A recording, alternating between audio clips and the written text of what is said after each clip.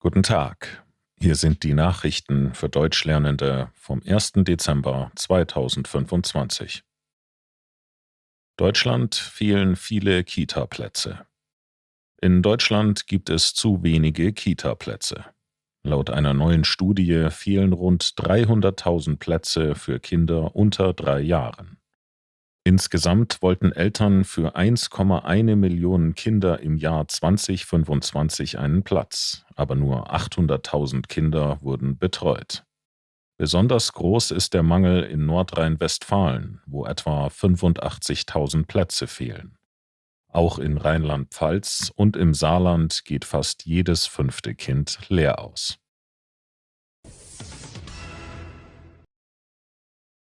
Kartoffelernte so groß wie seit 25 Jahren nicht.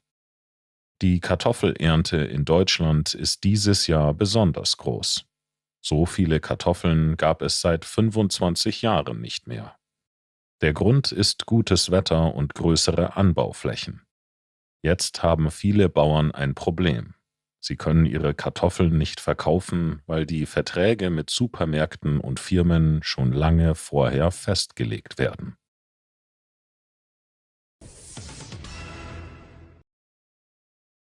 Warum sind Blitzer-Apps verboten? Blitzerwarnungen über Apps sind in Deutschland verboten. Wer dabei erwischt wird, muss 75 € zahlen und bekommt einen Punkt. Auch Beifahrer dürfen solche Apps nicht nutzen. Warum? Eine App weiß genau, wo das Auto gerade ist und warnt direkt an der Messstelle. Dadurch achten viele nur dort auf das Tempolimit. Im Radio ist das aber anders. Dort hören alle die Warnung, egal wo sie sind, und müssen sich selbst merken, wo der Blitzer steht. Das gilt als weniger problematisch.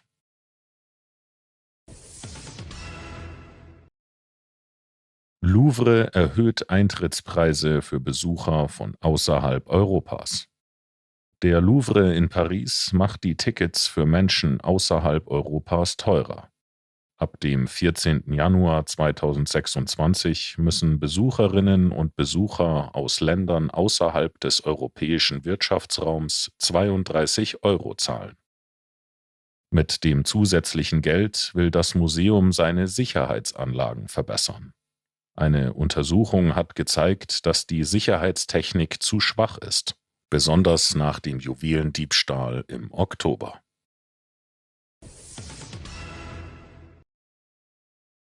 Reform für ARD, ZDF und Deutschlandradio beschlossen. Ab dem 1. Dezember gilt ein neuer Reformvertrag für ARD, ZDF und Deutschlandradio. Alle Bundesländer haben zugestimmt. Die Sender sollen moderner werden und nicht mehr so oft das Gleiche parallel produzieren.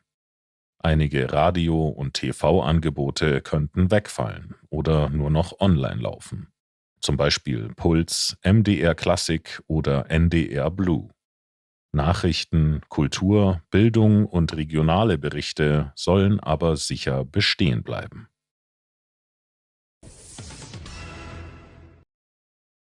Elon Musk verklagt Apple und OpenAI. Elon Musk macht wieder Schlagzeilen. Sein KI-Chatbot Grok wird viel seltener heruntergeladen als andere Apps. Musk sagt, dass Apple und OpenAI seinen Chatbot unfair behandeln. Deshalb hat er beide Firmen verklagt. Ein Richter hat entschieden, dass der Fall weiter untersucht wird. Warum Grok so wenig Erfolg hat, ist aber noch unklar. Das waren die Nachrichten für heute. Vielen Dank fürs Zuhören. Guten Tag. Hier sind die Nachrichten für Deutschlernende vom 2. Dezember 2025. Schlechte Arbeitsbedingungen bei Essenslieferdiensten. Neue Recherchen aus Berlin zeigen, viele Essenslieferfahrer arbeiten unter sehr schlechten Bedingungen. Viele von ihnen arbeiten nicht direkt für Uber Eats, Wolt oder Lieferando, sondern für kleine Firmen, die für große Plattformen liefern. Dort gibt es oft sehr schlechten Lohn, Schwarzarbeit oder sogar Drohungen. In Berlin haben Fahrer 2 Tage lang gestreikt. Nach dem Streik wurde einer der Fahrer sogar angegriffen. Arbeitsministerin Bärbel Baas will prüfen, ob solche Firmen in Zukunft verboten werden sollen.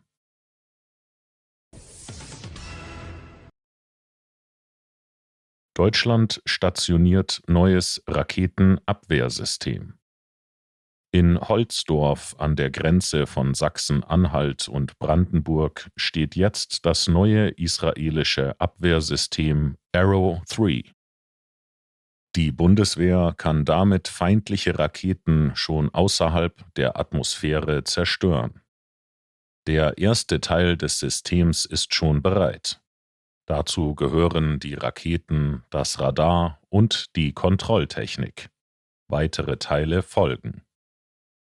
Deutschland hat rund 4 Milliarden Euro dafür bezahlt.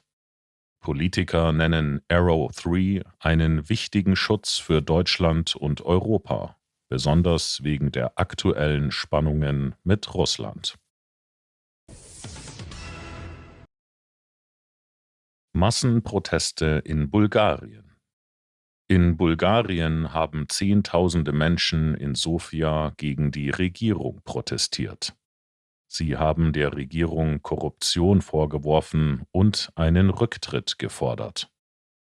Der Streit begann wegen des Haushaltsplans für 2026, den viele als unfair empfunden haben.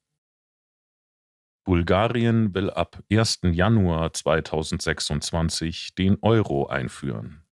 Viele Menschen haben aber Angst vor höheren Preisen. Nach der Demo ist es zu Gewalt gekommen. Einige Personen haben eine Parteizentrale angegriffen, die Polizei hat Tränengas eingesetzt. Südkorea. Tausende Kameras gehackt. In Südkorea hat die Polizei 4 Personen festgenommen.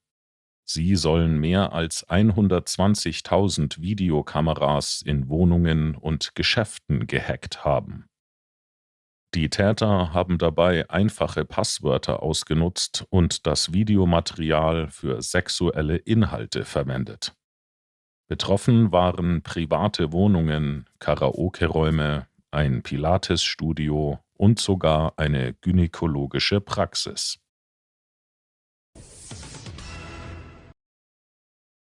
TÜV-Bericht. Viele Mängel bei Tesla Model Y. Ein neuer TÜV-Bericht zeigt, dass viele Autos in Deutschland wieder mehr technische Probleme haben. Besonders schlecht schneidet das Tesla Model Y ab. Bei der Hauptuntersuchung hatten 17,3% dieser Fahrzeuge schwere oder gefährliche Mängel. Damit landet das Model Y auf dem letzten Platz von 110 getesteten Autos im Alter von 2 bis 3 Jahren. Auch das Tesla Model 3 steht nicht gut da.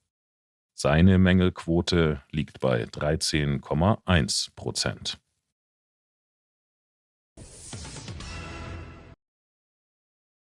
Zoomania 2 startet mit Rekordzahlen. Der neue Disney-Film Zoomania 2 ist sehr erfolgreich in den Kinos gestartet. Weltweit hat der Animationsfilm zum Start schon rund 556 Millionen US-Dollar verdient. So viel wie kein anderer Animationsfilm zuvor. Besonders in China schauen sehr viele Menschen den Film. Auch in Deutschland steht Zoomania 2 an der Spitze der Kinocharts. Für den Film hat das Animationsteam 67 verschiedene Tierarten gestaltet. Bekannte Figuren wie Büffel Bogo und Faultier Flash, aber auch viele neue Tiere. Düsseldorf hat die meisten Kneipen in NRW. Düsseldorf bleibt die Nummer 1 für Kneipen in Nordrhein-Westfalen.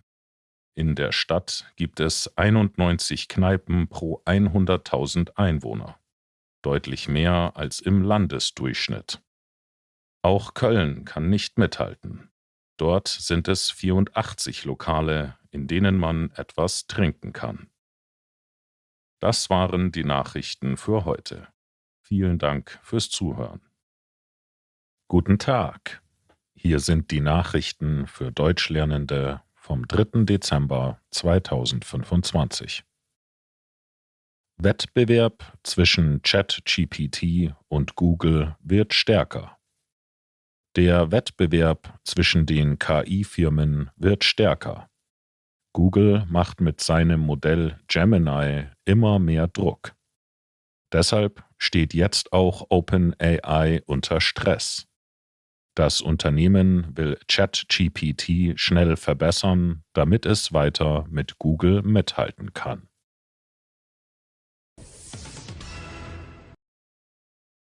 Dänemark stoppt Briefzustellung.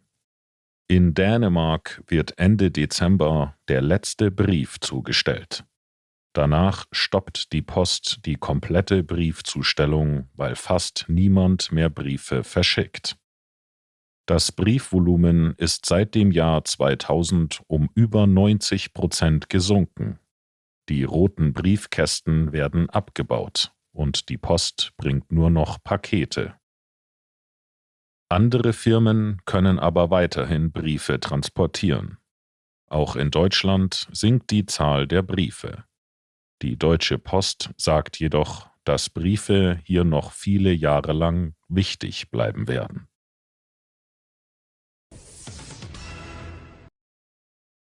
EU will kein russisches Gas mehr. Die EU will in Zukunft kein Erdgas mehr aus Russland kaufen. Grund ist der Krieg in der Ukraine. Eine neue Einigung sieht vor, russisches Flüssiggas soll ab Januar 2027 verboten werden. Gas aus Pipelines darf spätestens ab November 2027 nicht mehr importiert werden. Die EU will damit die Abhängigkeit von Russland beenden und mehr Energie selbst herstellen oder aus anderen Ländern bekommen.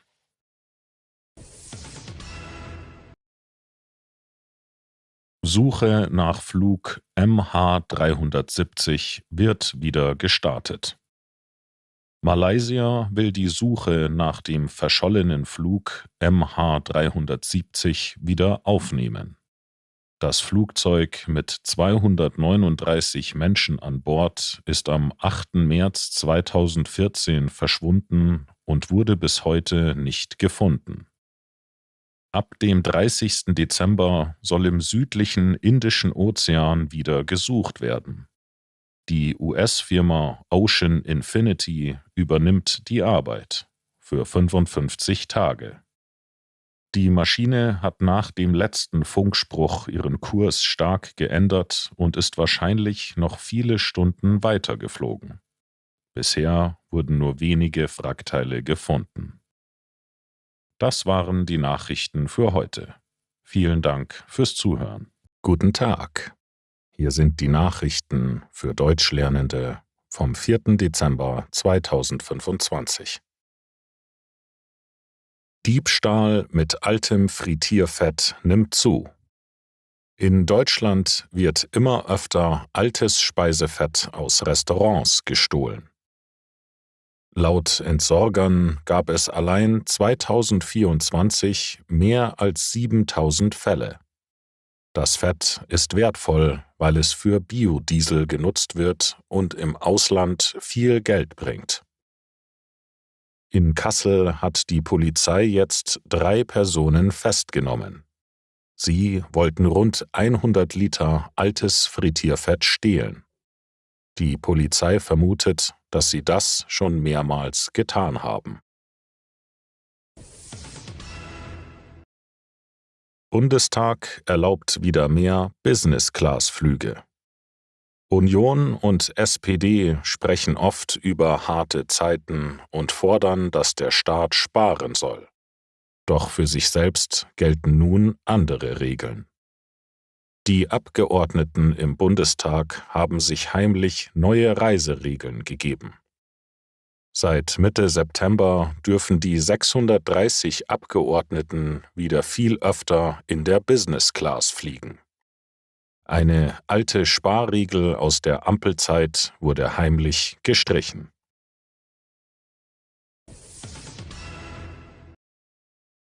Kopftuchstreit vor Gericht in Darmstadt. Das Verwaltungsgericht Darmstadt hat die Klage einer muslimischen Juristin abgelehnt. Sie wollte Richterin werden, aber das Land Hessen hatte sie wegen ihres Kopftuchs nicht eingestellt. Das Gericht sagt, die Frau darf außerhalb des Gerichtssaals ein Kopftuch tragen, im Gerichtssaal aber nicht, weil dort religiöse Neutralität gelten muss.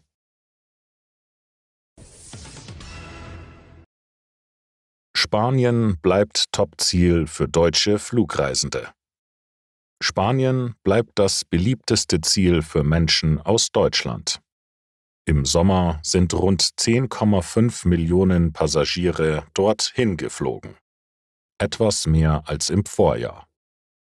Auf Platz 2 liegt die Türkei mit 7,7 Millionen Reisenden. Das sind fast 8% mehr als im Vorjahr. Italien folgt mit 5,3 Millionen Passagieren. Den größten Zuwachs hat es in Griechenland gegeben. 4,5 Millionen Menschen sind dorthin geflogen. Deutlich mehr als in den Jahren zuvor.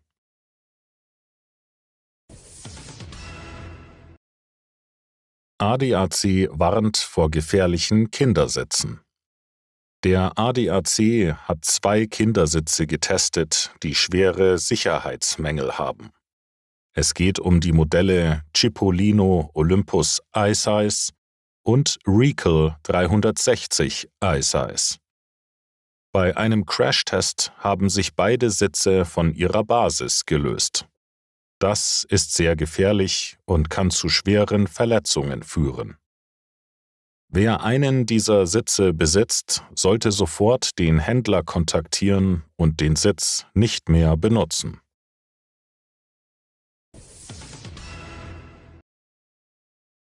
Luxusjob in London. Familie sucht Erzieher für 200.000 Euro.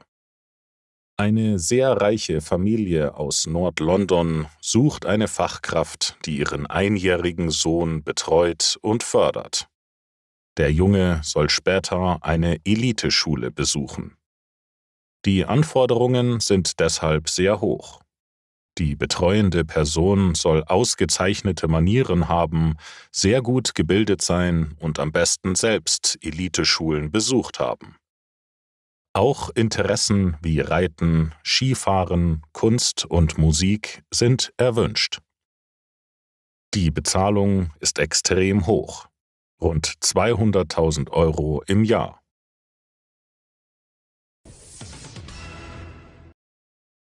Glätte und Frost im Herbst.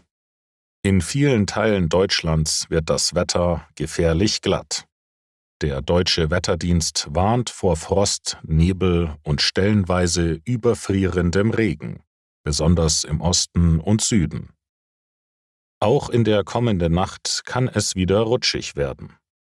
In Sachsen, Sachsen-Anhalt, Thüringen, Berlin, Brandenburg, Bayern und Baden-Württemberg sinken die Temperaturen nachts auf bis zu -4 Grad. Wenn es tagsüber leicht regnet, kann das Wasser in der Nacht gefrieren. Dadurch werden die Straßen sehr glatt. Am Wochenende werden außerdem Gewitter und starker Wind erwartet. Das waren die Nachrichten für heute. Vielen Dank fürs Zuhören. Guten Tag. Hier sind die Nachrichten für Deutschlernende vom 5. Dezember 2025. Köln hat 2025 die meisten Staus in Deutschland. Autofahrer in Köln haben 2025 die meiste Zeit im Stau verbracht. Laut einer neuen Verkehrsstudie mussten sie im Schnitt 67 Stunden warten, deutlich mehr als 2024. Dahinter folgen Düsseldorf mit 63 Stunden, Berlin und Stuttgart mit 60 Stunden sowie München mit 57 Stunden. Weltweit wurden die Staus in vielen Städten schlimmer. Auch in Deutschland zeigt die Studie, in vielen Städten hat der Verkehr weiter zugenommen.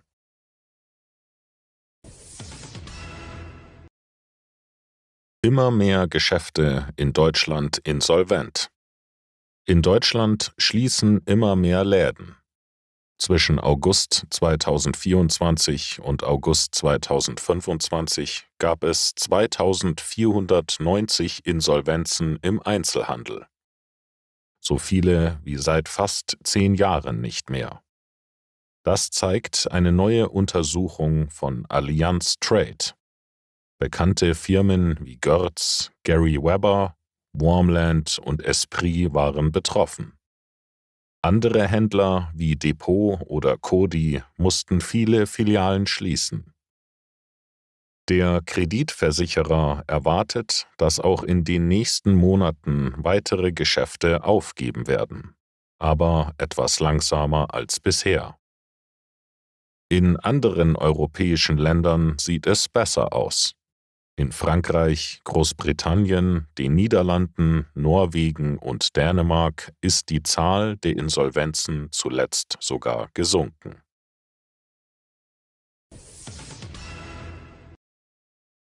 Wohnungsfirma benachteiligt Autofahrer. In Hamburg gibt es Ärger mit der Wohnungsfirma Saga. In einem neuen Wohnviertel sollten nur Menschen wohnen dürfen, die kein eigenes Auto haben. Neue Bewohner sollten versprechen, kein eigenes Auto zu haben. Mietrechtsexperten sagen, das ist nicht erlaubt. Das Viertel soll autoarm sein. Es gibt dort keine normalen Parkplätze, aber eine Carsharing-Station und 20 Plätze für Lastenräder.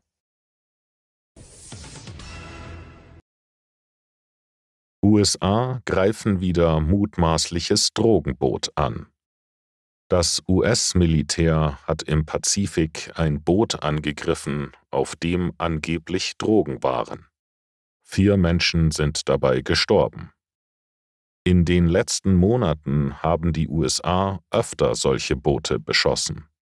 Dabei wurden insgesamt fast 90 Menschen getötet.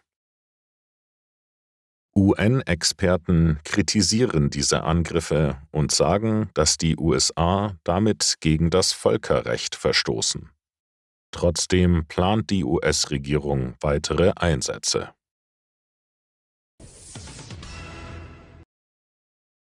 Hamburg.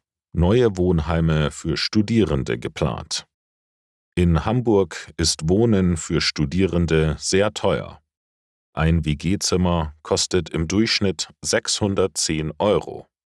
Viele suchen lange nach einem bezahlbaren Platz.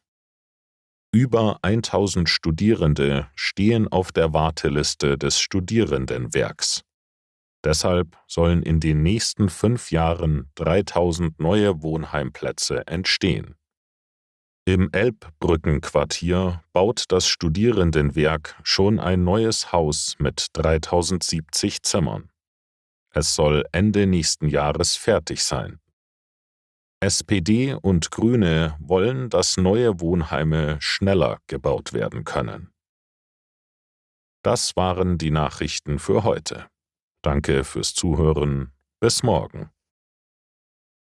Guten Tag. Hier sind die Nachrichten für Deutschlernende vom 6. Dezember 2025. Netflix plant Megakauf von Warner Brothers. Netflix will den Hollywood-Konzern Warner Brothers übernehmen. Der Deal soll fast 83 Milliarden $ kosten. Damit würde Netflix viele bekannte Filmrechte bekommen. Zum Beispiel Harry Potter, Batman, Superman, Game of Thrones und Friends.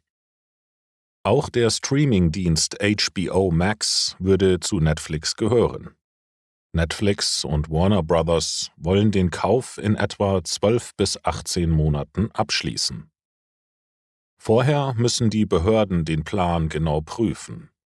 Fachleute erwarten viel Kritik, weil Netflix nach der Übernahme sehr viel Macht im Streaming-Markt hätte.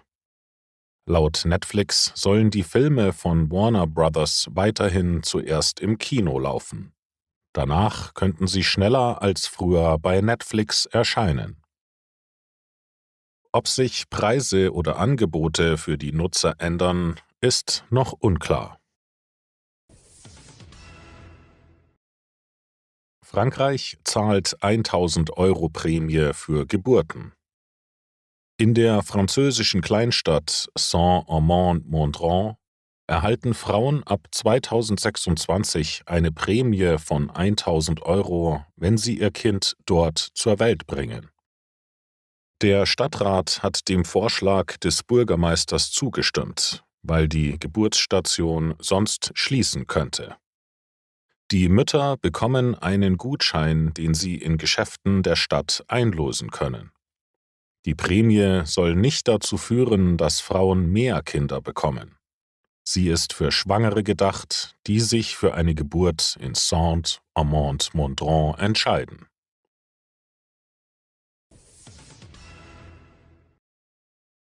Neuer Schnellzug zwischen Hamburg und Basel. Ab Mitte Dezember fährt ein neuer Schnellzug aus der Schweiz zwischen Hamburg und Basel. Der erste Zug wurde in Hamburg-Altona feierlich vorgestellt. Der Zug ist modern. Man kann ohne Stufen einsteigen, es gibt viele Vierersitze und getrennte Toiletten. Ab dem 14. Dezember fährt der Zug abwechselnd mit deutschen ICEs auf dieser Strecke. Später könnten die Züge auch nach Zürich oder Mailand fahren. Hamburg wünscht sich außerdem direkte Verbindungen nach Warschau, Paris und Amsterdam.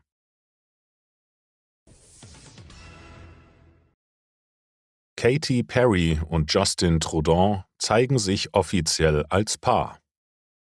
Katy Perry und Kanadas Ex-Premierminister Justin Trudeau hatten in Japan ihren ersten offiziellen Auftritt als Paar. Der japanische Premierminister Fumio Kishida und seine Frau Yuko haben die beiden offiziell empfangen und haben danach ein gemeinsames Foto auf X geteilt. Perry und Trudeau wurden erstmals im Sommer zusammen gesehen. Perry hatte sich im Juni von Orlando Bloom getrennt und Trudeau war seit 2023 nicht mehr mit seiner Frau zusammen. Seitdem wurden die beiden immer wieder gemeinsam gesehen, auch während Perrys Welttour. Das waren die Nachrichten für heute. Danke fürs Zuhören. Guten Tag. Hier sind die Nachrichten für Deutschlernende vom 8. Dezember 2025. Butter wird deutlich günstiger. Gute Nachrichten für alle, die Plätzchen backen. Butter kostet jetzt viel weniger. Ein 250 Gramm Stück deutsche Markenbutter der Eigenmarken gibt es nun für 99 Cent. Damit hat sich der Preis innerhalb eines Jahres mehr als halbiert. Auch andere Butterprodukte werden günstiger. Der Grund? Milch ist weltweit billiger geworden. Das Angebot steigt und auch deutsche Molkereien liefern wieder mehr Milch als im Vorjahr.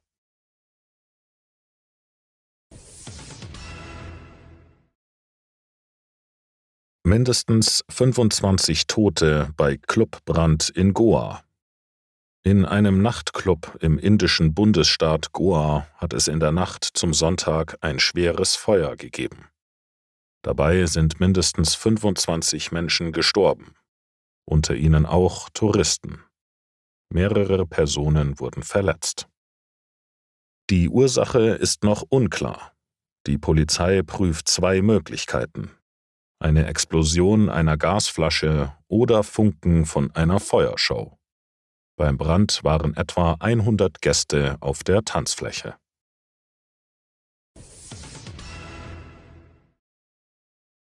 Forscher in Japan testen neue Atemmethode. Ein Forscher in Japan möchte herausfinden, ob Menschen über den Po atmen können.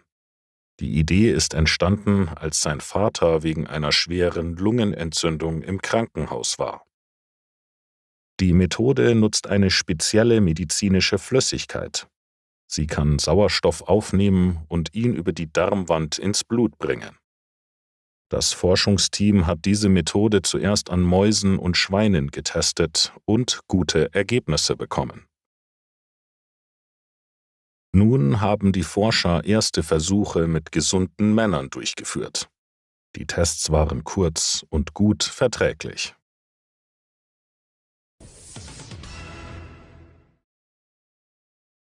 Neuer Grenzkonflikt zwischen Thailand und Kambodscha. Zwischen Thailand und Kambodscha ist es erneut zu Gewalt an der Grenze gekommen. Laut Thailand haben kambodschanische Soldaten zuerst geschossen. Ein thailändischer Soldat wurde getötet, 4 wurden verletzt. Thailand hat danach Luftangriffe gestartet. Kambodscha wirft Thailand dagegen vor, selbst angegriffen zu haben. Dabei sind auch Tempel getroffen worden. Beide Länder hatten erst im Oktober ein Friedensabkommen unterschrieben.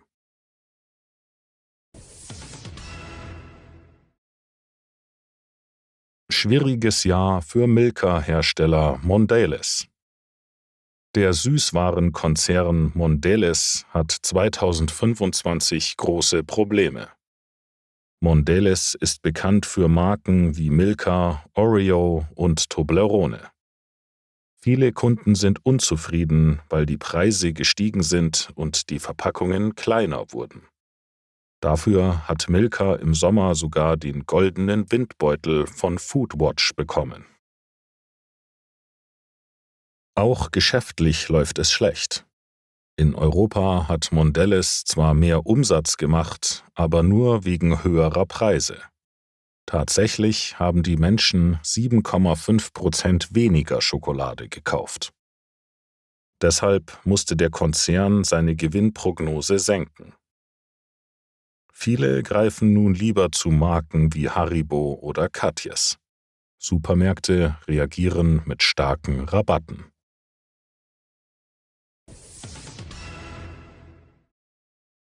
Passagierschiff verliert 3000 Liter Diesel auf dem Main.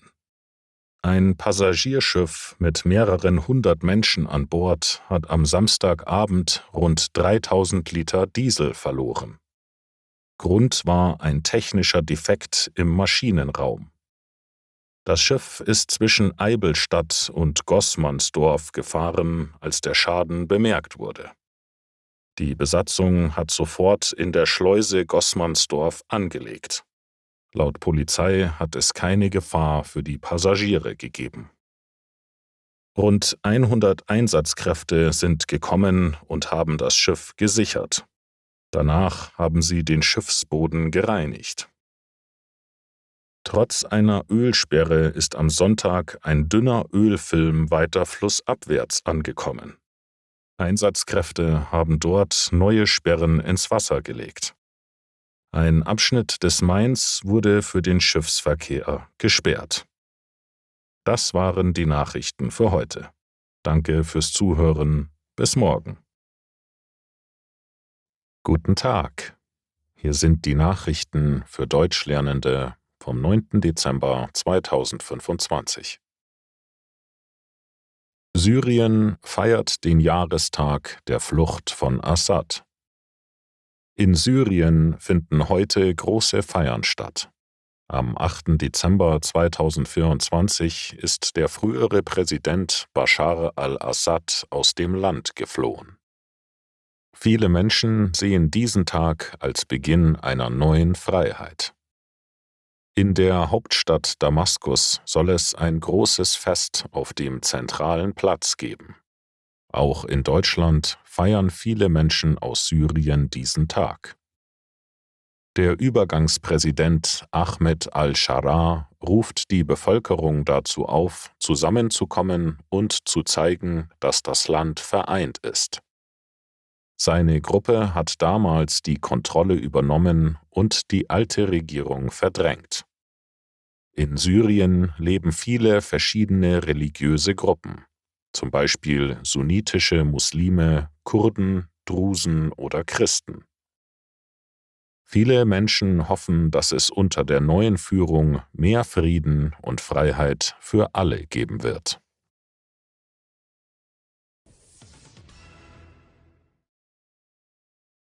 Paramount bietet mehr Geld für Warner Brothers. Der Medienkonzern Paramount möchte Warner Brothers kaufen und bietet dafür 108,4 Milliarden $. Damit will Paramount Netflix überbieten.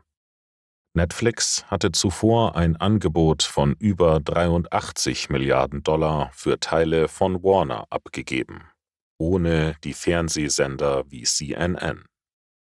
Paramount wurde vor kurzem von der Familie des Software-Milliardärs Larry Ellison übernommen. In den USA gibt es viele Spekulationen über den möglichen Einfluss der Politik. Einige Medien berichten, dass das Weiße Haus einen Verkauf an Paramount bevorzugen könnte. Der Grund? Zu Warner gehört der Nachrichtensender CNN und CNN berichtet oft kritisch über Präsident Trump.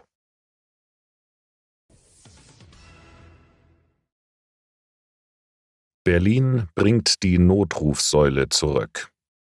In Berlin sollen wieder Notrufsäulen aufgebaut werden. Die Polizei sagt, dass sie in Notsituationen sehr wichtig sind. Zum Beispiel, wenn jemand verletzt ist oder wenn das Handy gestohlen wurde. Dann können Betroffene trotzdem sofort Hilfe rufen. Vorbild für die neuen Säulen sind moderne Notrufboxen aus den USA. Die Polizeigewerkschaft möchte außerdem, dass Kameras den Bereich rund um die Säule ausleuchten. Im Berliner Kurfürstenkiez wird seit längerem über eine Notrufsäule diskutiert. Dort nehmen Zuhälter Prostituierten oft die Handys weg, sodass sie im Notfall niemanden anrufen können. Als möglicher Standort gilt die Ecke Brobenstraße.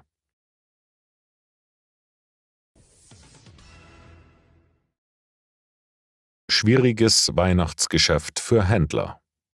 Für den Einzelhandel ist das Weihnachtsgeschäft sehr wichtig. Doch in diesem Jahr läuft es schlecht.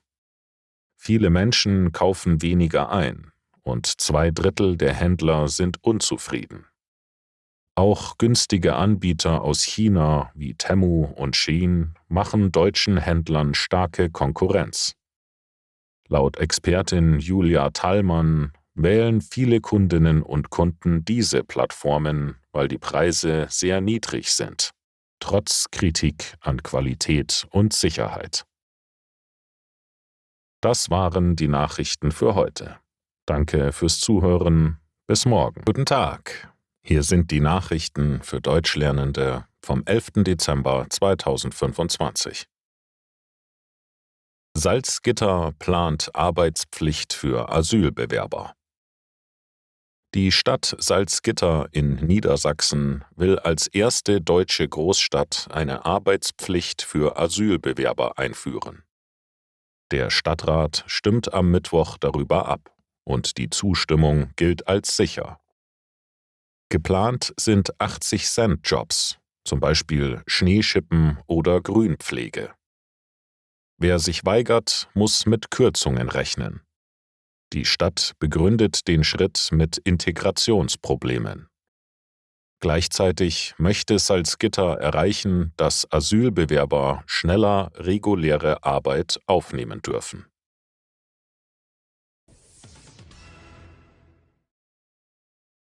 UNESCO erklärt italienische Küche zum Kulturerbe. Die UNESCO hat die italienische Küche als immaterielles Kulturerbe anerkannt. Dabei geht es nicht um einzelne Gerichte, sondern um die besondere Esskultur in Italien. Gemeinsam kochen, lange zusammen essen und Feste feiern. Italiens Regierung freut sich über die Entscheidung und sagt, dass dies eine Ehre für Italien ist. Der Antrag wurde 2023 gestellt. Schon 2017 wurde die neapolitanische Pizzakunst in die Liste aufgenommen.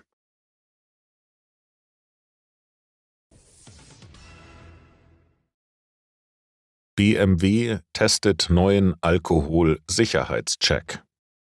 BMW entwickelt eine neue Technik.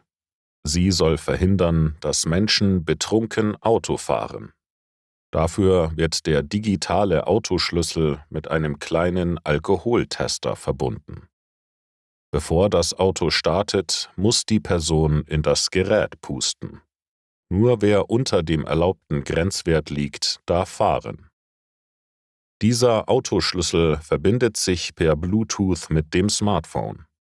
In der App kann man leicht feststellen, wer das Auto fahren darf. Man kann auch festlegen, ob diese Person vorher pusten muss.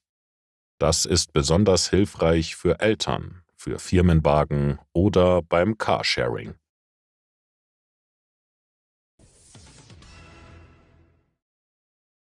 USA verkauft Aufenthaltsrecht für $1 Million.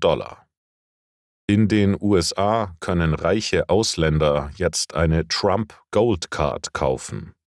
Sie kostet $1 Million und gibt ein Aufenthaltsrecht.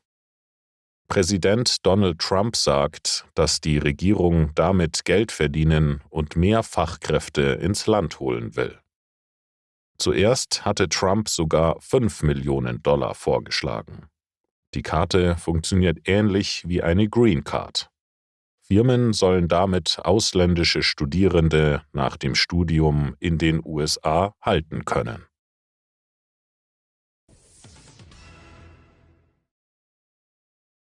Köln führt auf weiteren Straßen Tempo 30 ein. In Köln soll auf 6 weiteren großen Straßen Tempo 30 gelten. Anwohner hatten sich über starken Verkehrslärm beschwert.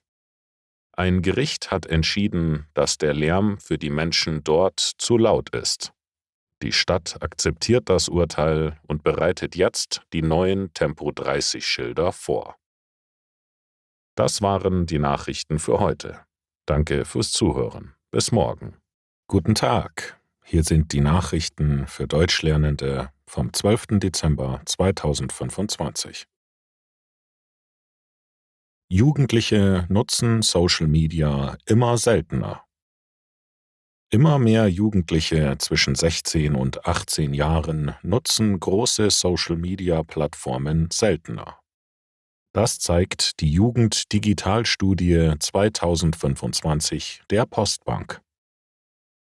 Am häufigsten werden noch YouTube und Instagram genutzt, jeweils von 68% der Befragten. Vor 3 Jahren waren es deutlich mehr. Besonders stark ist die Nutzung von WhatsApp zurückgegangen. Viele Jugendliche sehen soziale Medien heute kritischer. 3/4 von ihnen sagen, dass einige Freunde in ihrem Umfeld süchtig nach sozialen Medien sind.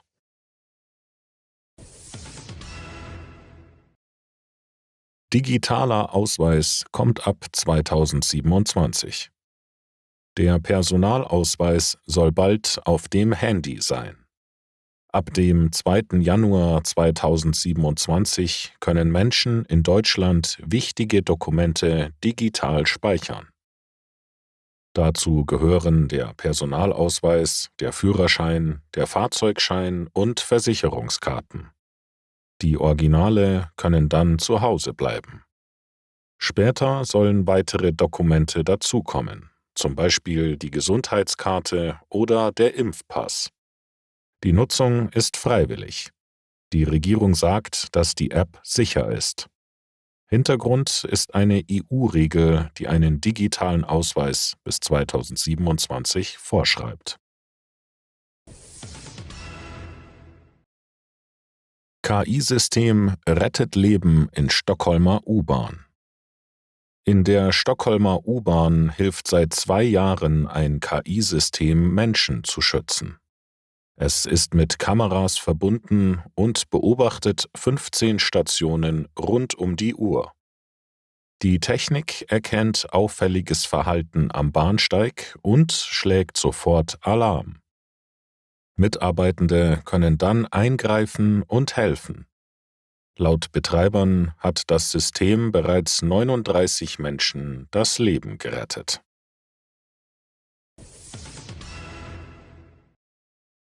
Bulgarische Regierung tritt nach Protesten zurück. Nach großen Protesten gegen Korruption ist die bulgarische Regierung zurückgetreten. Ministerpräsident Rossen Scheljaskow hat den Rücktritt nach einem Treffen der Koalitionsparteien erklärt.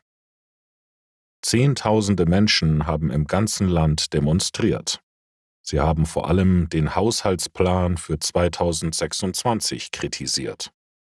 Sie meinten, dass darin Geld falsch verteilt ist und Korruption nicht offen angesprochen wird. Obwohl die Regierung den Plan zurückgezogen hat, sind die Proteste weitergegangen. Das waren die Nachrichten für heute. Danke fürs Zuhören. Guten Tag. Hier sind die Nachrichten für Deutschlernende vom 15. Dezember 2025. Tödlicher Angriff auf Chanukka-Feier in Sydney. Bei einer jüdischen Chanukka-Feier am bekannten Bondi Beach in Sydney sind mindestens 16 Menschen getötet worden. Rund 2000 Menschen haben sich dort am Samstag versammelt, darunter viele Familien und Kinder. Am frühen Abend haben 2 bewaffnete Männer die Feier angegriffen. Sie haben auf die Menschen in einem Park nahe dem Strand geschossen. Panik ist ausgebrochen. Viele Menschen sind geflohen oder zu Boden gestürzt. Mindestens 40 Personen wurden verletzt. Die Täter waren ein 50-jähriger Vater und sein 24-jähriger Sohn. Der Vater wurde von der Polizei erschossen, der Sohn schwer verletzt festgenommen. Die Behörden sprechen von einem antisemitischen Terrorangriff. Australien ist tief erschüttert. Die Regierung prüft nun strengere Waffengesetze. Selenskyj will über neue Friedensideen sprechen. Der ukrainische Präsident Volodymyr Selenskyj ist zu Gesprächen nach Berlin gekommen.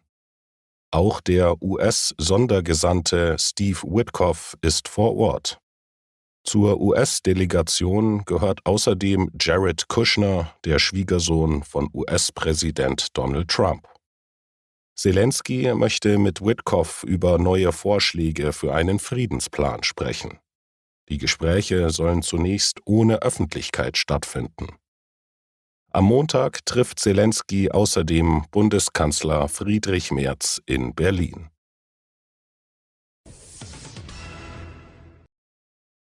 Paris eröffnet längste Stadtseilbahn Europas. Paris testet eine neue Lösung gegen Verkehrsstaus. In der Stadt ist jetzt die längste Stadtseilbahn Europas in Betrieb. Sie fährt im Südosten von Paris und soll den Verkehr dort entlasten. Die Seilbahn kann täglich rund 11.000 Menschen transportieren. Die Stadt hofft, dass so der Verkehr flüssiger wird und die Luft sauberer bleibt.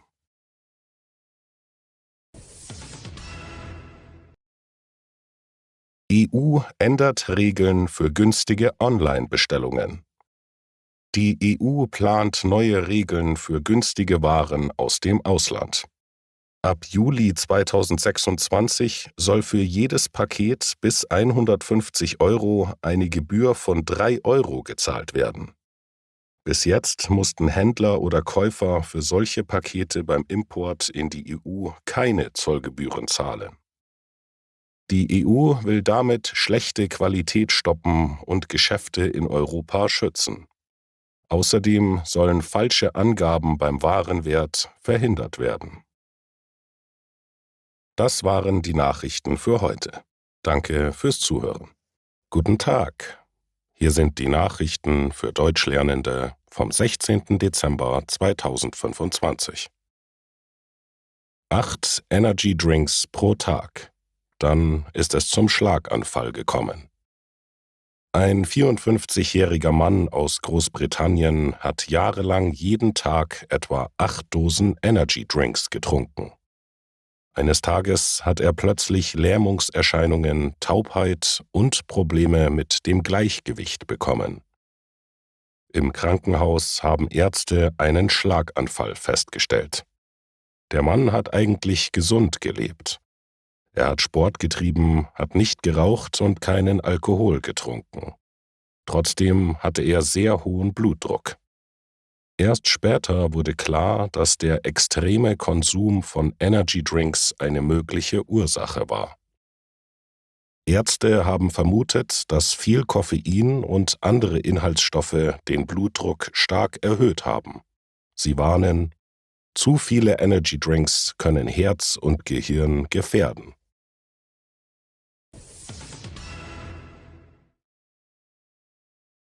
Trump verklagt BBC auf 10 Milliarden Dollar. US-Präsident Donald Trump hat den britischen Sender BBC verklagt. Er fordert 10 Milliarden Dollar Schadensersatz. Die Klage wurde bei einem Gericht im Bundesstaat Florida eingereicht. Trump kritisiert eine BBC-Dokumentation über den Sturm auf das Kapitol. Er sagt, seine Aussagen wurden falsch zusammengeschnitten. Dadurch hat der Sender ein falsches Bild von ihm gezeigt und wollte die US-Wahl beeinflussen.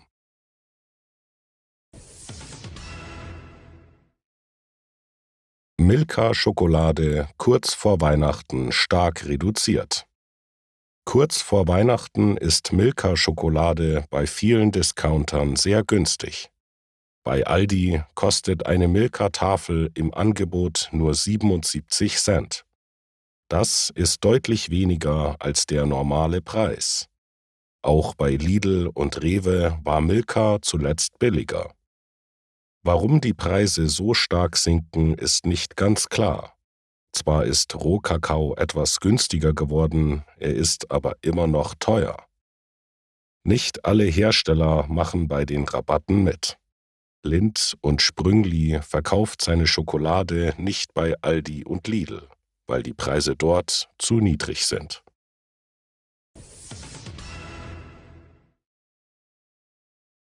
Assad plant offenbar Rückkehr als Augenarzt.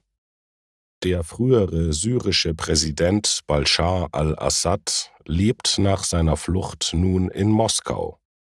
Laut der Zeitung The Guardian bereitet er sich darauf vor, wieder als Augenarzt zu arbeiten. Assad lernt Russisch und frischt sein medizinisches Wissen auf. Assad war ursprünglich Augenarzt. Er hat in diesem Beruf gearbeitet, bevor er Präsident von Syrien wurde und bevor im Jahr 2011 der Krieg in Syrien begonnen hat. Heute lebt seine Familie sehr gut in Moskau. Politisch spielt Assad aber dort keine Rolle mehr. Die russischen Behörden erlauben ihm keinen Kontakt zu früheren Unterstützern aus Syrien.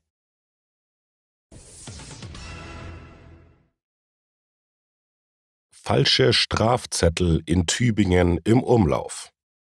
In Tübingen wurden am Wochenende falsche Strafzettel verteilt. Unbekannte Täter haben sie auf Autos auf einem großen Parkplatz gelegt. Eine Autofahrerin wurde misstrauisch. Auf dem Zettel sollte sie 40 € auf ein ausländisches Konto überweisen. Außerdem hat der Name einer zuständigen Behörde gefehlt. Die Frau hat die Polizei informiert. Die Beamten haben anschließend weitere falsche Strafzettel in der Innenstadt gefunden. Das waren die Nachrichten für heute. Danke fürs Zuhören. Guten Tag, hier sind die Nachrichten für Deutschlernende vom 17. Dezember 2025. Deutschland will mehr Ladesäulen für Elektroautos. Die Bundesregierung plant, bis 2030 1 Million öffentliche Ladepunkte für Elektroautos in Deutschland zu bauen. Damit soll die Elektromobilität gefördert werden. Zurzeit gibt es rund 183.000 öffentliche Ladesäulen. Die meisten sind normale Ladepunkte mit niedriger Leistung. Etwa 45.000 sind Schnellladesäulen. Im Durchschnitt nutzen 10 Elektroautos eine Ladesäule. Dieses Verhältnis ist seit 2022 fast gleich geblieben, weil der Ausbau der Ladepunkte ähnlich schnell wächst wie die Zahl der Elektroautos. Schnellladesäulen sind vor allem für lange Fahrten wichtig. Dafür braucht man aber auch moderne Technik im Auto. Diese ist bisher vor allem in teureren Modellen zu finden.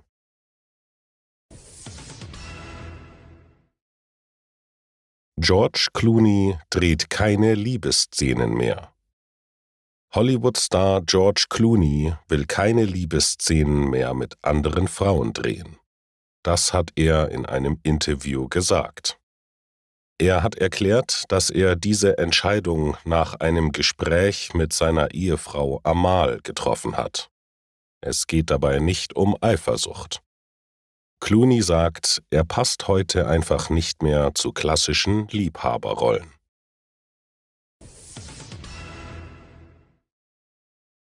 EU lockert geplantes Verbrennerverbot ab 2035. Das geplante Verbot für neue Verbrennerautos ab 2035 wird in der EU geändert. Die EU-Kommission hat neue Regeln vorgeschlagen. Statt 0 CO2 sollen Autos ab 2035 nur noch 90% weniger CO2 ausstoßen als im Jahr 2021. So können auch nach 2035 noch neue Benzin-Hybridautos oder Fahrzeuge mit Benzingenerator an Bord zugelassen werden.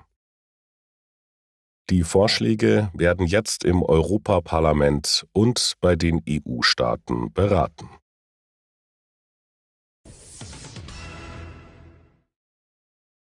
Mann belästigt Polizistin beim Joggen. In Fürth hat ein 30-jähriger Mann am Montagnachmittag eine Joggerin sexuell belästigt. Die Frau ist Polizistin und hatte zum Zeitpunkt des Vorfalls dienstfrei. Der Mann hat der joggenden Polizistin mit seinem Fahrrad den Weg versperrt und sie plötzlich angefasst. Die Polizistin hat ihn festgehalten und die Polizei gerufen. Der Mann versuchte nicht zu fliehen. Ein Richter hat am Dienstag Untersuchungshaft für den Mann angeordnet. Gegen den 30-Jährigen wird nun wegen sexueller Belästigung ermittelt.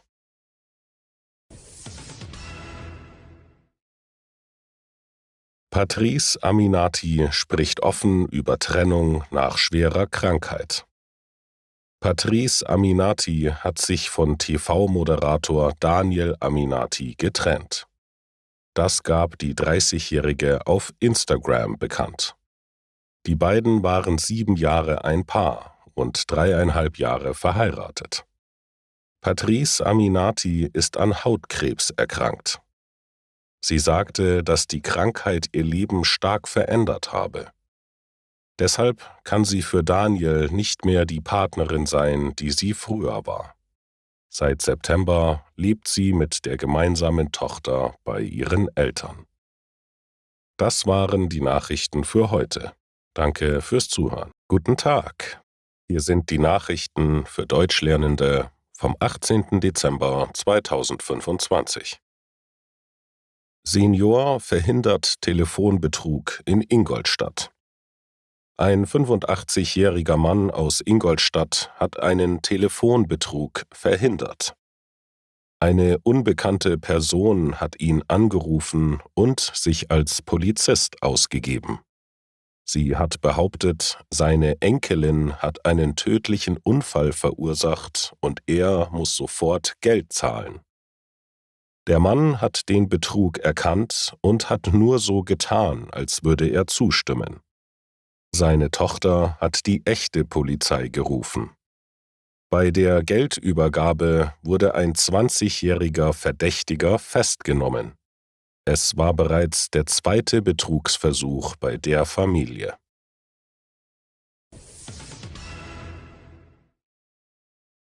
Bundeskabinett plant Frühstartrente für Kinder.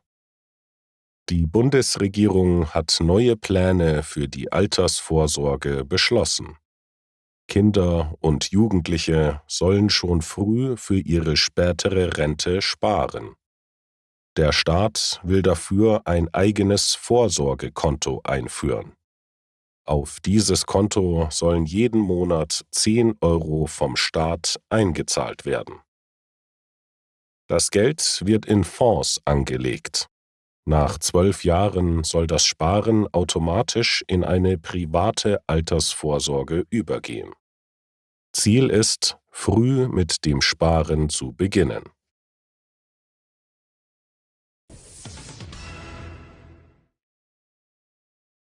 Regierung beschließt Reform des Bürgergelds.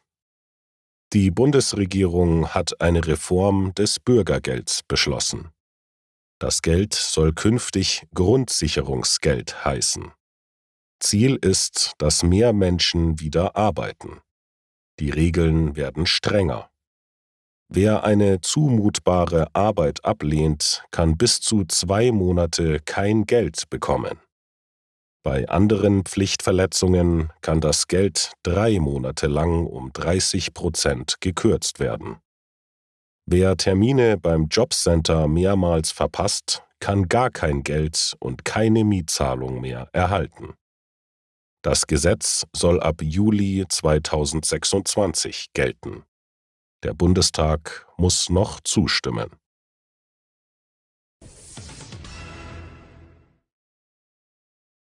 Volkswagen will Batterien teilweise selbst herstellen.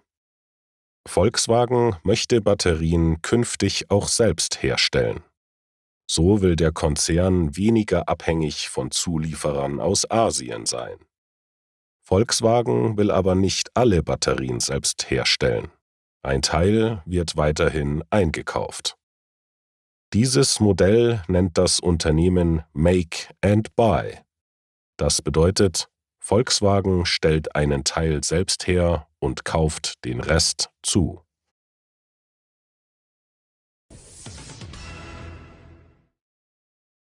Eurasmus-Austausch mit Großbritannien startet neu.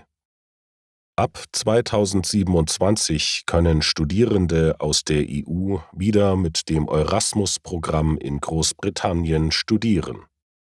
Auch Studierende aus Großbritannien können wieder in EU-Länder gehen. Nach dem Brexit war das Programm 2020 beendet worden. Nun haben sich beide Seiten über die Finanzierung geeinigt.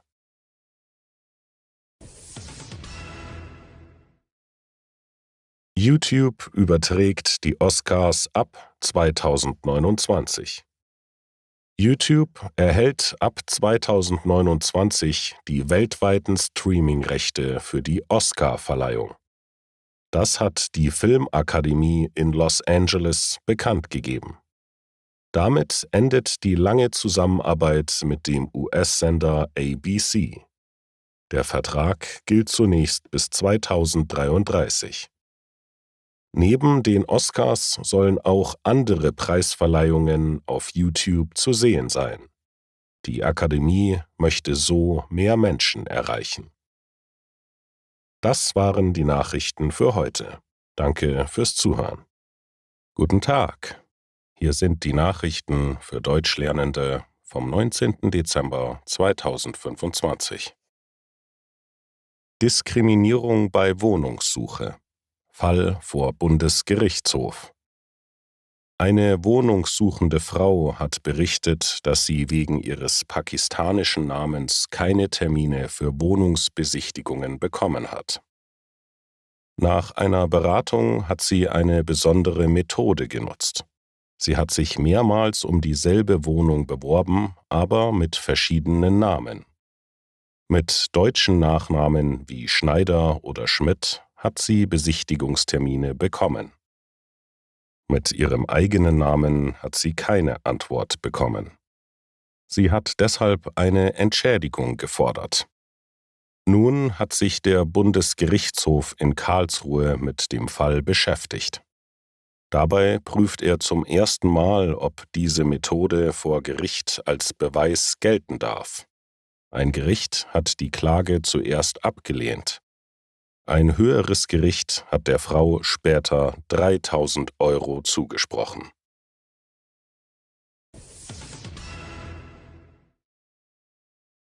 Bus steht kurz still.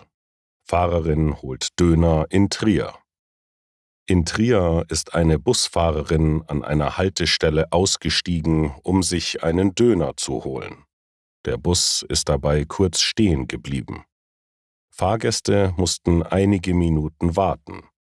Nach Angaben des SWR hat sich in der Umgebung auch ein kleiner Stau gebildet. Die Stadtwerke haben den Vorfall bestätigt und sich entschuldigt. Eine Sprecherin hat erklärt, dass die Fahrerin ihr Essen vorher bestellt hatte. Der Bus hat etwas mehr als 2 Minuten gehalten und ist mit einer kurzen Verspätung weitergefahren.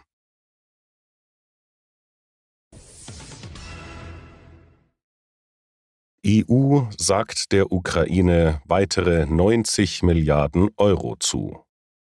Beim EU-Gipfel in Brüssel haben sich die Staats- und Regierungschefs nach langen Verhandlungen auf neue Hilfen für die Ukraine geeinigt. Die EU stellt dem Land für die Jahre 2026 und 2027 insgesamt 90 Milliarden € zur Verfügung. Das haben EU-Ratspräsident Antonio Costa und Bundeskanzler Friedrich Merz mitgeteilt. Nach Angaben von Merz reicht das Geld aus, um den militärischen Bedarf und den ukrainischen Staatshaushalt für 2 Jahre zu sichern. Es handelt sich um einen zinslosen Kredit. Die Rückzahlung soll erst erfolgen, wenn Russland Entschädigung zahlt. Auch eingefrorene russische Gelder waren Thema bei den Gesprächen. Wegen rechtlicher Probleme nutzt die EU sie vorerst nicht. Die Option bleibt aber offen, falls Russland keine Entschädigung zahlt. Das waren die Nachrichten für heute. Danke fürs Zuhören.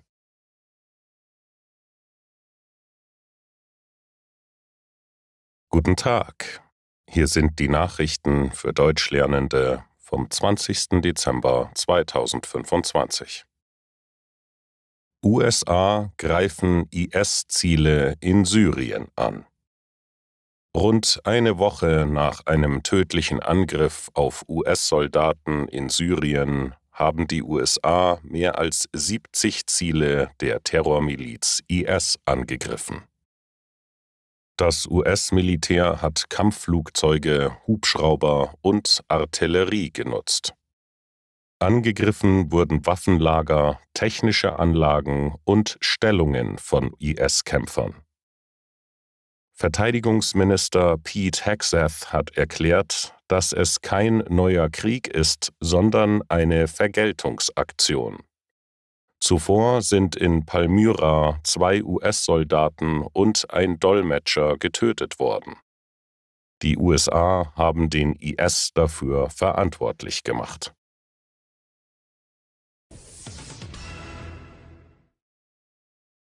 Trinkgeldvorschläge auf dem Kartenleser kommen schlecht an. Viele Restaurants zeigen beim Bezahlen mit Karte Trinkgeldvorschläge auf dem Display.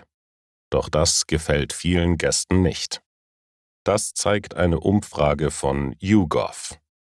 Mehr als die Hälfte der Befragten findet diese Vorschläge schlecht. Nur etwa 1/3 findet sie gut. Jeder 5. gibt deshalb sogar weniger Trinkgeld. Nur wenige Gäste geben seitdem mehr Trinkgeld. Insgesamt hat sich das Trinkgeldverhalten kaum verändert. Die meisten Gäste geben heute genauso viel Trinkgeld wie früher, meist zwischen 6 und 10% der Rechnung.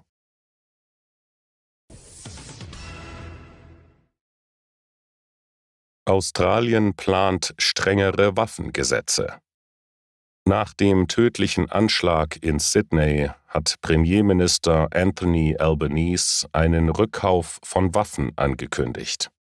Der Staat will Besitzer für die Abgabe verbotener und illegaler Waffen bezahlen. Außerdem sollen die Gesetze verschärft werden. Bei dem Angriff am Bondi Beach wurden 15 Menschen getötet.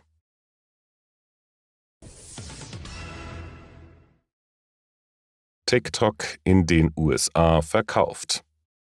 Der Streit um TikTok in den USA ist beendet. Der chinesische Mutterkonzern ByteDance verkauft den größten Teil des US-Geschäfts an Investoren. TikTok hat dort rund 170 Millionen Nutzer. Die USA hatten Sorgen wegen möglicher Datennutzung durch China. Ein Gesetz hat den Verkauf verlangt. Donald Trump hat die Frist mehrmals verlängert. Jetzt gibt es eine Einigung. Beliebte Länder für ein Auslandsstudium deutscher Studierender. Rund 137.000 Studierende aus Deutschland haben 2023 an Hochschulen im Ausland studiert. Etwa 70% haben sich für ein Land in der Europäischen Union entschieden. Besonders beliebt waren Länder wie Österreich, die Niederlande und die Schweiz. Viele Studierende sind für ein Medizinstudium ins Ausland gegangen, weil es in Deutschland nur wenige Studienplätze gibt. Deshalb haben viele in Osteuropa studiert. In Bulgarien waren mehr als 80% der deutschen Studierenden im Fach Humanmedizin eingeschrieben. Auch die Türkei hat viele Studierende aus Deutschland angezogen. Sie gehört zu den 10 beliebtesten Zielländern. Gründe sind das breite Studienangebot, vergleichsweise niedrige Kosten und internationale Studiengänge, besonders in Großstädten wie Istanbul oder Ankara. Das waren die Nachrichten für heute. Guten Tag, hier sind die Nachrichten für Deutschlernende vom 22. Dezember 2025. Russischer General stirbt bei Autobombenanschlag in Moskau.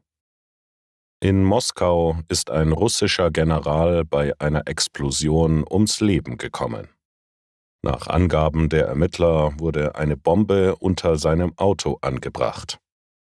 Die Explosion ist in einem Wohngebiet im Süden der Stadt passiert. Die Ermittler prüfen mehrere mögliche Hintergründe. Auch ein Anschlag durch ukrainische Geheimdienste wird untersucht. In den letzten Jahren sind in Moskau bereits mehrere russische Generäle bei ähnlichen Angriffen getötet worden.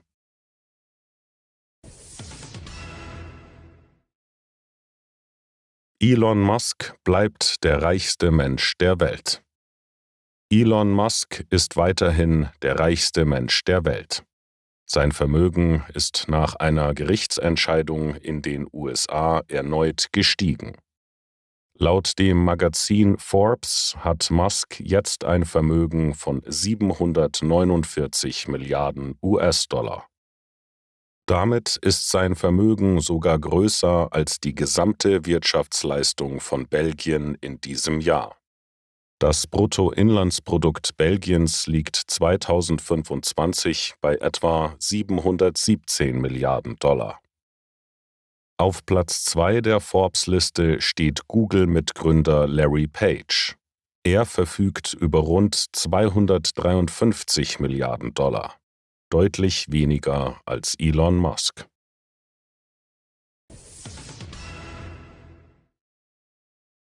Foto aus Epstein-Akten wieder sichtbar. Nach der Veröffentlichung von Akten über Jeffrey Epstein ist ein Foto wieder online gestellt worden. Auf dem Foto ist auch Donald Trump zu sehen. Das Bild war kurzzeitig von der Internetseite des US-Justizministeriums verschwunden. Politiker der Demokraten haben Fragen gestellt und Kritik geäußert. Das Justizministerium sagt, dass keine Informationen absichtlich gelöscht wurden.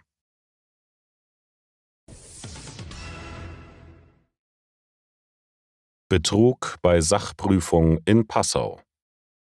Ein 27-jähriger Deutscher hat in Passau an einer Sachprüfung teilgenommen, aber nicht für sich selbst. Er ist für einen 38-jährigen Afghanen angetreten und hat dabei einen gefälschten Pass benutzt. Polizisten haben den Betrug während der Prüfung erkannt. Nach Angaben der Grenzpolizei in Passau ist so ein Betrug schon öfter passiert. Der Mann soll bereits mehrfach unter falschem Namen Prüfungen abgelegt haben. Deshalb kontrolliert die Polizei seit August 2025 regelmäßig die Identität bei Sachprüfungen. So sollen falsche Sprachzertifikate verhindert werden. Das waren die Nachrichten für heute. Danke fürs Zuhören. Guten Tag, hier sind die Nachrichten für Deutschlernende vom 23. Dezember 2025. Trump kündigt neue Kriegsschiffklasse für US-Marine an. US-Präsident Donald Trump hat den Bau einer neuen Klasse von Kriegsschiffen für die US-Marine angekündigt. Die Schiffe sollen den Namen Trump-Klasse tragen. Zuerst sollen 2 dieser Kriegsschiffe gebaut werden, erklärte Trump. Später kann die Zahl auf 10 oder sogar bis zu 25 steigen. Die ersten beiden Schiffe sollen etwa 2,5 Jahre Bauzeit haben. Die neuen Kriegsschiffe sollen sehr groß sein und mit modernen Waffen ausgerüstet werden. Laut Trump wären es die größten Kriegsschiffe in der Geschichte der USA.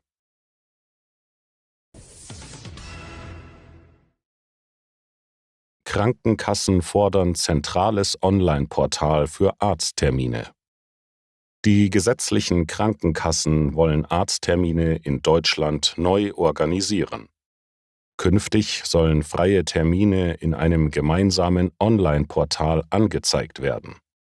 Versicherte könnten dann zum Beispiel über die App ihrer Krankenkasse direkt einen Termin buchen. Außerdem soll es eine digitale Ersteinschätzung geben. Patienten geben ihre Beschwerden online ein und erhalten eine Empfehlung. Das kann ein Termin beim Hausarzt sein, ein Besuch im Krankenhaus oder auch nur Ruhe zu Hause. Die Krankenkassen hoffen, dass so Termine schneller und fairer vergeben werden. Auch Notaufnahmen sollen dadurch entlastet werden.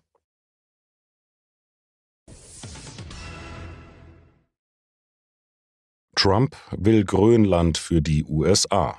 Kritik aus Dänemark und Grönland. US-Präsident Donald Trump hat erneut erklärt, dass Grönland Teil der USA werden soll. Er hat das mit der nationalen Sicherheit begründet und auf russische und chinesische Aktivitäten in der Arktis hingewiesen. Dänemark und Grönland haben empört reagiert und haben die Pläne klar abgelehnt. Grönland gehört politisch zu Dänemark, hat aber eine eigene Regierung und weitgehend Selbstverwaltung. Das waren die Nachrichten für heute. Danke fürs Zuhören. Guten Tag, hier sind die Nachrichten für Deutschlernende vom 24. Dezember 2025. Vater findet Tochter nach 42 Jahren. In den USA hat ein Vermisstenfall nach mehr als 42 Jahren ein gutes Ende. Joseph Newton hat seine Tochter Michelle wieder getroffen. Anfang der 80er Jahre hat Deborah Newton ihre Tochter mitgenommen und sich von ihrem Mann verabschiedet. Sie ist angeblich zu einer neuen Arbeitsstelle nach Georgia gefahren. Es war das letzte Mal, dass Joseph Newton seine kleine Michelle gesehen hat. Als Joseph Newton wenige Tage später an der Adresse aufgetaucht ist, sind Frau und Kind verschwunden. Die Polizei hat lange ohne Erfolg gesucht. Auch das FBI war beteiligt. Irgendwann hat selbst der Vater aufgegeben und sich nicht mehr bei den Ermittlern gemeldet. Im Jahr 2000 wurde die Akte geschlossen.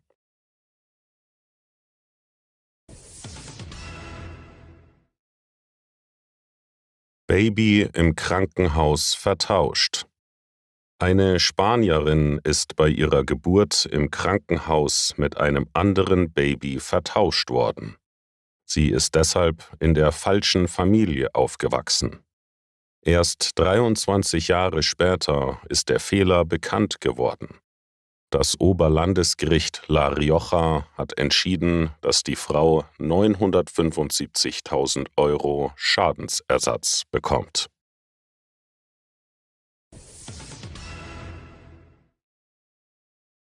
Greta Thunberg in London festgenommen. Die schwedische Klimaaktivistin Greta Thunberg ist in London festgenommen worden. Sie hat an einer pro-palästinensischen Demonstration teilgenommen. Nach Angaben der Gruppe Defend Our Juries hat sie mit einem Plakat die Organisation Palestine Action unterstützt. Diese Organisation gilt in Großbritannien als verboten. Die Polizei hat erklärt, dass die Frau damit gegen das britische Terrorismusgesetz verstoßen hat.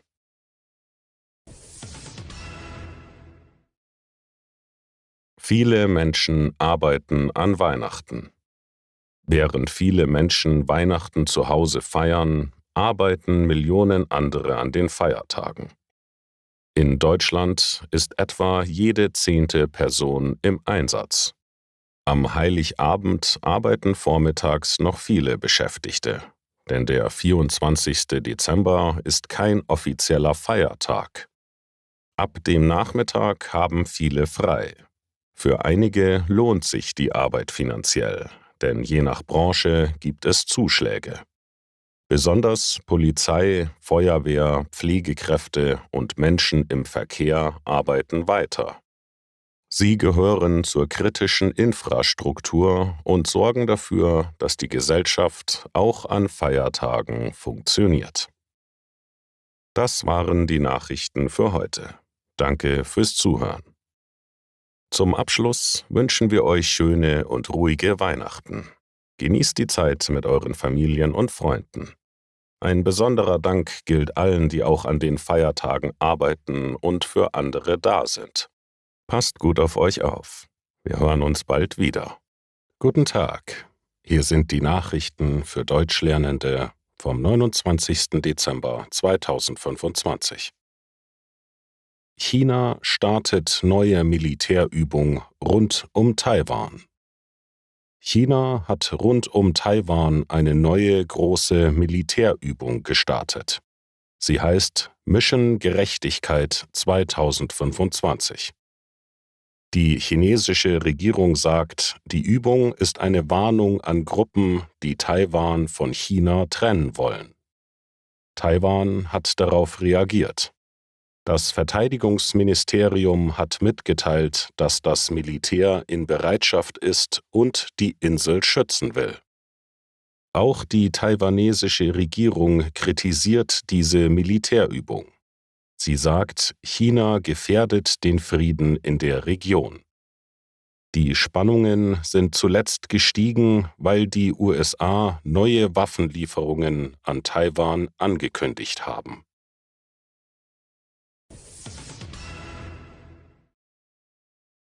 Einbruch in Sparkasse in Gelsenkirchen.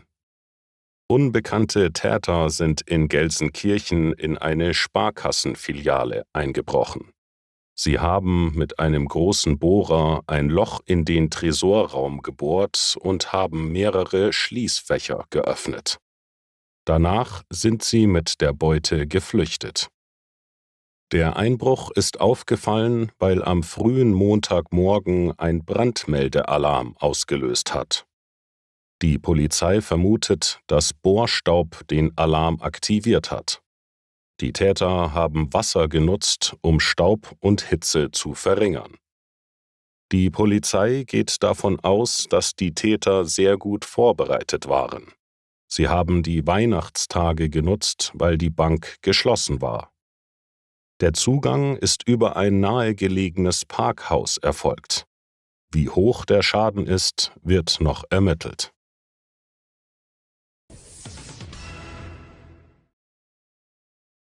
Städte verdienen 262 Millionen Euro durch Raser und Rotsünder. Zu schnelles Fahren und Rotlichtverstöße bringen deutschen Städten hohe Einnahmen. Im Jahr 2024 haben die 30 größten Städte zusammen rund 262 Millionen Euro durch Blitzer und Kontrollen eingenommen. Spitzenreiter ist Hamburg mit 47 Millionen Euro, gefolgt von Berlin mit 33 Millionen Euro und Köln mit 24,9 Millionen Euro. Auch 2025 steigen die Einnahmen weiter. Allein im ersten Halbjahr wurden deutlich mehr Bußgelder verhängt als im Jahr zuvor.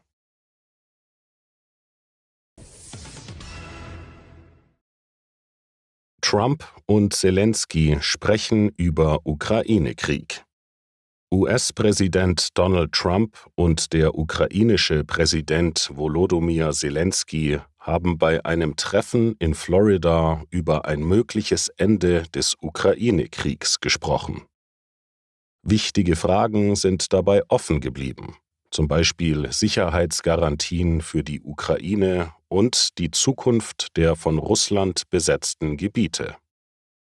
Beide kündigten weitere Gespräche mit europäischen Partnern an. Zelensky hat betont, dass die Ukraine zu Frieden bereit ist. Das waren die Nachrichten. Guten Tag. Hier sind die Nachrichten für Deutschlernende vom 30. Dezember 2025.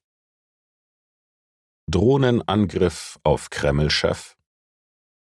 Russland wirft der Ukraine vor, eine Residenz von Präsident Wladimir Putin mit Drohnen angegriffen zu haben. Außenminister Sergei Lawrow hat gesagt, dass die russische Luftabwehr alle Drohnen abgeschossen hat. Es hat keine Schäden und keine Verletzten gegeben. Russland hat trotzdem Vergeltungsschläge angekündigt. Die Ukraine weist die Vorwürfe zurück. Präsident Volodymyr Zelensky nennt sie eine Lüge und warnt vor neuen russischen Angriffen. US-Präsident Donald Trump hat die Ukraine kritisiert und gesagt, jetzt ist nicht der richtige Zeitpunkt für solche Aktionen.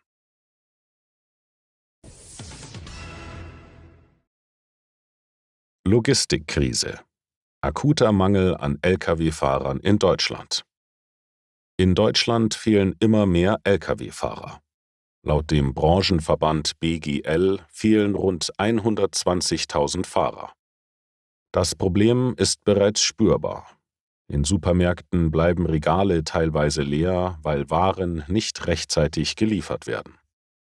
Rund 80% aller Waren werden in Deutschland mit Lastwagen transportiert. Wenn Fahrer fehlen, gibt es kaum Alternativen über Bahn oder Schiffe. Der Beruf gilt als hart und unattraktiv. Für viele ist die Arbeit sehr schwer. Die Fahrer arbeiten lange, sind oft von der Familie getrennt und haben viel Stress. Außerdem ist der Einstieg schwierig, da spezielle Führerscheine und Schulungen nötig sind. Autonome Lkw können laut Experten helfen, ersetzen Fahrer aber nicht vollständig.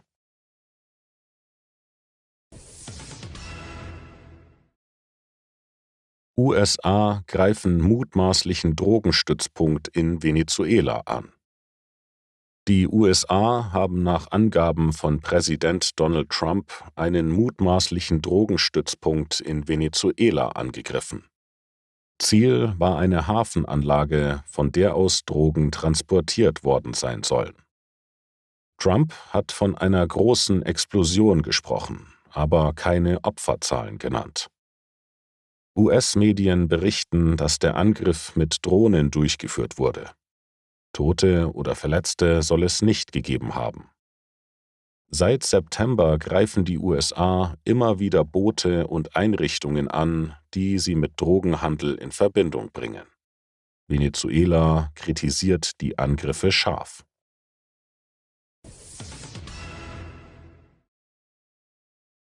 Dänemark ersetzt Microsoft durch Linux und LibreOffice. Dänemark verabschiedet sich im Digitalisierungsministerium von Microsoft. Bis zum Herbst sollen Windows und Office 365 durch Linux und LibreOffice ersetzt werden. Ziel ist mehr digitale Unabhängigkeit und weniger Abhängigkeit von US-Tech-Konzernen. Die zuständige Ministerin betont, dass der Umstieg schrittweise erfolgt. Falls es Probleme gibt, kann der Umstieg vorübergehend gestoppt werden. Bisher reagieren die Mitarbeitenden positiv.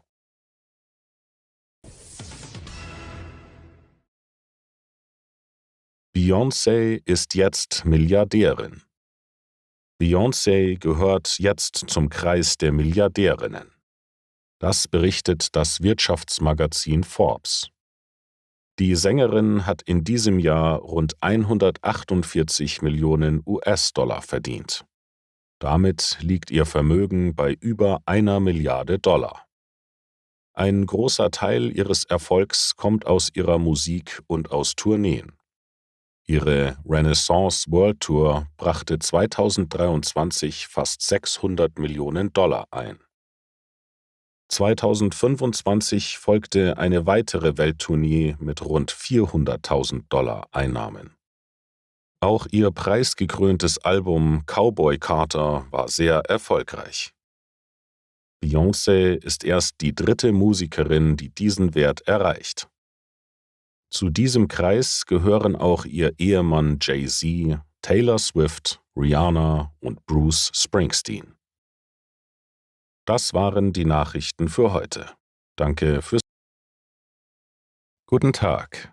Hier sind die Nachrichten für Deutschlernende vom 31. Dezember 2025. Trump unterstützt Israels Vorgehen gegen Iran und Hamas. US-Präsident Donald Trump hat erklärt, dass er Israels Militärschläge gegen den Iran unterstützen würde, falls das Land weiter Raketen produziert. Auch die Terrororganisation Hamas im Gazastreifen hat er gewarnt. Sie muss, wie im Friedensplan vereinbart, ihre Waffen abgeben. Bei einer Pressekonferenz in Florida sagte Trump, er macht sich keine Sorgen über Israels Handeln, sondern über andere Länder, die nichts tun. Experten sagen, Israels Regierungschef Benjamin Netanyahu will mit Trumps Unterstützung wieder mehr Rückhalt in den USA bekommen.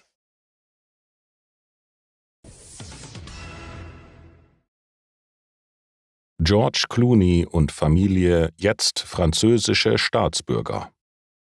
Der US-Schauspieler George Clooney, seine Frau Amal und ihre beiden Kinder haben jetzt auch die französische Staatsbürgerschaft. Das steht offiziell in einem Dokument. Die Familie verbringt viel Zeit in Frankreich. Clooney sagte, er liebt die französische Kultur und die Sprache, auch wenn er noch nicht gut Französisch spricht. Im Jahr 2021 haben Clooney und seine Frau ein Weingut im Süden Frankreichs gekauft. Dort leben sie ruhig, ohne Paparazzi. Clooney sagt, Frankreich ist der Ort, an dem seine Familie am glücklichsten ist. Schaf landet im Polizeiauto bei Konstanz. Bei Konstanz hat die Polizei ein entlaufenes Schaf eingefangen. Das Tier ist von seiner Herde weggelaufen und über eine Landstraße gelaufen. Mehrere Autofahrer haben die Polizei gerufen. Zuerst ist das Schaf vor den Polizisten davongerannt. Die Beamten sind ihm zu Fuß gefolgt. Am Ende konnten sie das Tier einfangen. Damit das Schaf nicht noch einmal wegläuft, haben die Polizisten es kurz in ihren Streifenwagen gesetzt. Später hat der Schäfer das Schaf abgeholt und es zurück zu seiner Herde gebracht.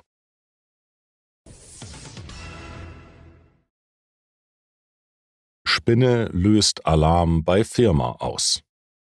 Im Landkreis Osnabrück hat eine Spinne für einen ungewöhnlichen Polizeieinsatz gesorgt. In der Nacht wurde bei einer Firma in Bissendorf ein Alarm ausgelöst. Die Polizei war sofort vor Ort und hat das Gebäude zusammen mit einem Mitarbeiter der Firma kontrolliert. Ein Einbruch wurde nicht gefunden. Stattdessen haben die Beamten eine Spinne direkt vor einem Bewegungsmelder entdeckt. Sie hatte den Alarm ausgelöst. Es handelte sich also um einen Fehlalarm. Die Spinne durfte danach unbehelligt weiterkrabbeln.